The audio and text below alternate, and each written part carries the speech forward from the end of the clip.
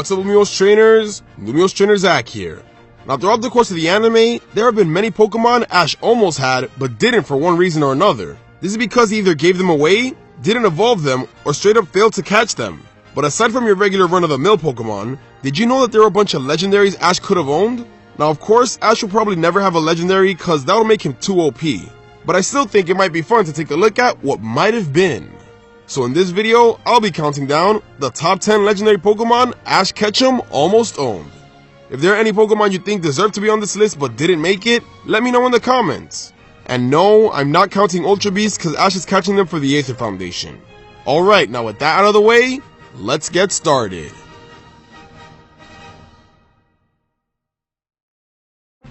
Number 10. Zekrom. In the Black and White games, your player character is the chosen hero who gets to summon and capture the legendary Pokemon in order to face End's legendary. Well, the Black and White anime kinda seemed like it was going in that direction. In the very first episode of the series, Zekrom reveals itself to Ash. That's a super rare occurrence. You'd think Zekrom would appear later on in the series where Ash would have the opportunity to catch it, but nope. The writers decided to ditch the idea altogether. It seemed kinda dumb because when End is introduced, we get to see Reshiram in multiple episodes. But nah, the writers thought it'd be a good idea just to give Zekrom a shadow in the first 2 episodes. That sucked. At least Ash got to use one in the movie, but even if that did happen, Zekrom ends up leaving Ash with no explanation. Probably would have been a good idea to catch it, dude.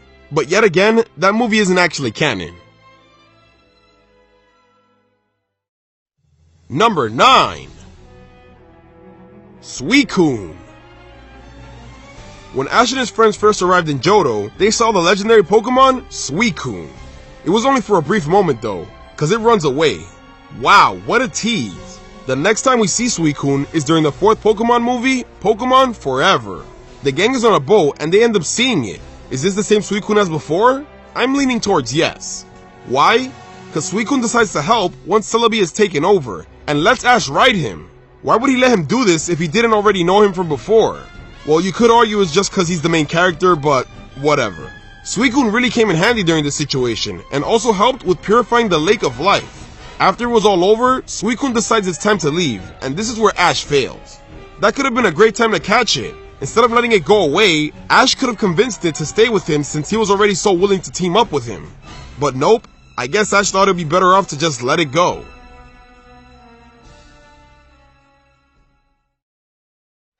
Number 8. Tapu Koko. Although this Pokemon is the guardian deity of Melee Island, for some strange reason, it's interested in Ash. Ever since he arrived in Alola, Tapu Koko has been following Ash, probably because he's the main character. He gives him a Z-Ring, gives him the Electrium Z, and even battles with him not once, but twice. That's a lot of investment he's putting into a trainer who's new to the Alola region. You can't deny the fact that Tapu Koko likes Ash, so I don't really think it would mind being captured by him. Of course Ash will have to defeat him in a battle first, but as crazy as that sounds, he has let Ash battle him twice now. Maybe they'll have another rematch later on in the series. He probably won't catch it though. But the fact that Tapu Koko lets Ash battle him shows that the possibility of Ash capturing him is definitely there, even if he won't do it.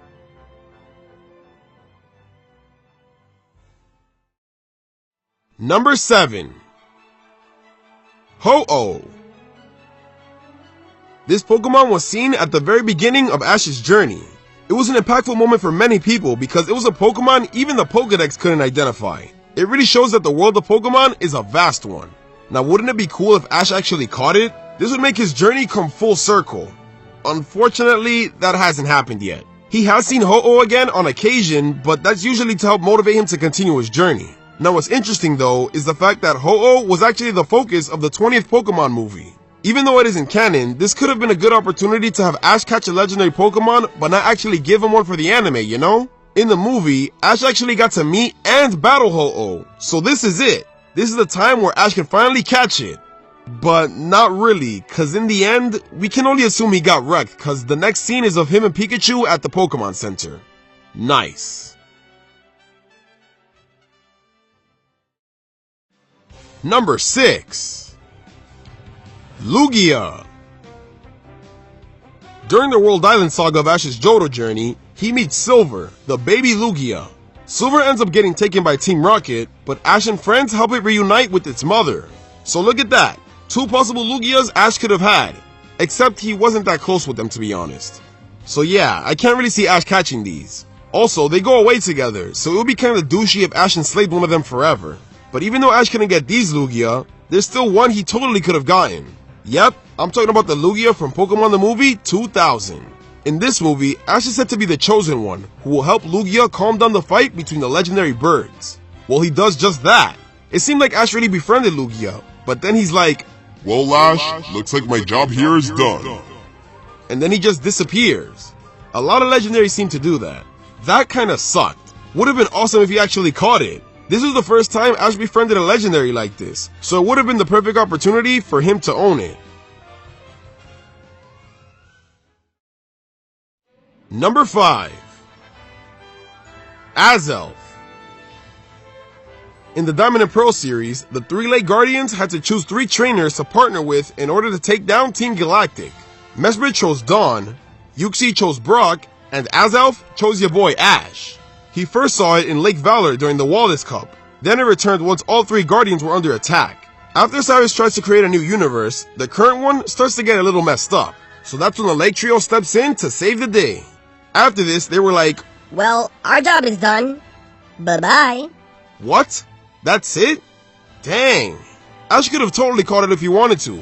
The whole reason Azelf chose Ash in the first place is because they're a perfect match. Azelf is the Pokemon of willpower, and that's what Ash is all about. So why didn't it acknowledge this and stick around a little bit longer? Seems like it actually chose Ash just to help it get the job done. You hear that, Ash? It sounds like you just got used.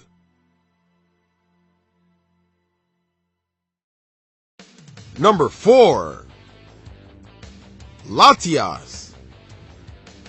In the 5th Pokemon movie, Ash and friends arrive in Italy. Altamar. Yeah, Altamar. This city is protected by Latios and Latias, the Eon Pokemon. Now right from the jump, this movie lets you know that Latias likes Ash, if you know what I mean. She's always playing around and is always there for him. So if Latias is so into Ash, I find it very hard to believe that she lets him go when it's time for him to leave. Yeah, I know she's the protector of the city, but I'm sure her dead family can take over for her. Bianca isn't really a trainer, so what else is there for her to do? Play? Ha! Think about it. If Latias stayed with Ash, she could have easily came in handy during Ash's battle with Tobias. Imagine that, a Latios versus Latias battle. But oh well, Latias was like, "I like you, Ash, but not enough to make me leave this island." Cool. I'll let this one pass though, since she's pretty important to the city, so it seems kinda disrespectful to try to enslave her in a Pokeball, even though we can literally capture God in the games. But whatever. Number 3. Victini. The 14th Pokemon movie took place in the Kingdom of the Vale. This kingdom was home to Victini, who couldn't leave the town because of the psychic barriers that surround it. There was a legend in that town that Victini lived there and it was seen as the Guardian. But nobody actually knows if it's true because the last time it made itself known to people was years ago. Well, that was until Ash showed up, cause duh, he's the main character. Ash and Victini become quick friends, and once Ash finds out about the barrier, he promises that he'll take Victini to see the ocean, cause that's its dream. Once the whole plot of the movie happens, Ash goes to space, almost dies for the umpteenth time, Victini sacrifices itself, and the day is saved. Victini actually returns and gets to live out his dream to be at the ocean, free from the barrier. Now you'd think this would be a good opportunity for Ash to catch it and be like, "Victini, if you join me, we could travel the whole world together." But nope, Victini's like, "Peace out, son," and just leaves. That was kinda dumb considering that they had a really good friendship, but I guess now that Victini is free, it thought that it could get some better friends? Wow, that's kinda messed up now that I think about it. Dang, Ash, you should have caught it when you had the chance. Number 2. Meloetta. While at Pokestar Studios, Ash and Pikachu went to look for some props. That's when a big thing, suddenly fell and was about to hit Meloetta. Luckily, Ash stepped in to save her. She then disappears, but then after this, Meloetta ends up following Ash to Eastern Unova because of his heroic deed. Now we don't really get an explanation about what Meloetta's all about. They just explain that it's a really rare Pokemon that Team Rocket is after, and that it likes to hang around Ash. So if this rare Pokemon doesn't seem to have any strings attached to it, and she likes to hang around Ash, why didn't he just catch it? Yeah, by the end it's revealed that Meloetta is from a different land and its people were looking for her, but Ash didn't know that. He had plenty of time to catch her. She was around for multiple episodes after all. Plus, even though Meloetta came from another land, it's not like she was really trying to go home. If anything, she seemed totally content with staying with Ash and his friends. So honestly, that whole backstory was just a dumb way to write off a potential legendary Ash could have owned. Number 1. Solgaleo. Solgaleo and Lunala come to Ash in a dream and tell him to take care of Cosmog for them. Ash accepts and promises to do just that, and thus, Nebby was born. So yeah, Ash is the one putting Nebby in the bag this time, and it actually stays there. Crazy, I know. Nebby actually evolves all the way into a Solgaleo in order to help Ash and the gang go to Ultra Space. This was so cool because Ash is actually commanding Solgaleo. He's using his signature Z move and everything. It really seemed like this Pokemon was under the ownership of Ash. That was until the whole Ultra Space stuff was taken care of. Then he just leaves for some random reason with no explanation. Wow, that was kinda dumb.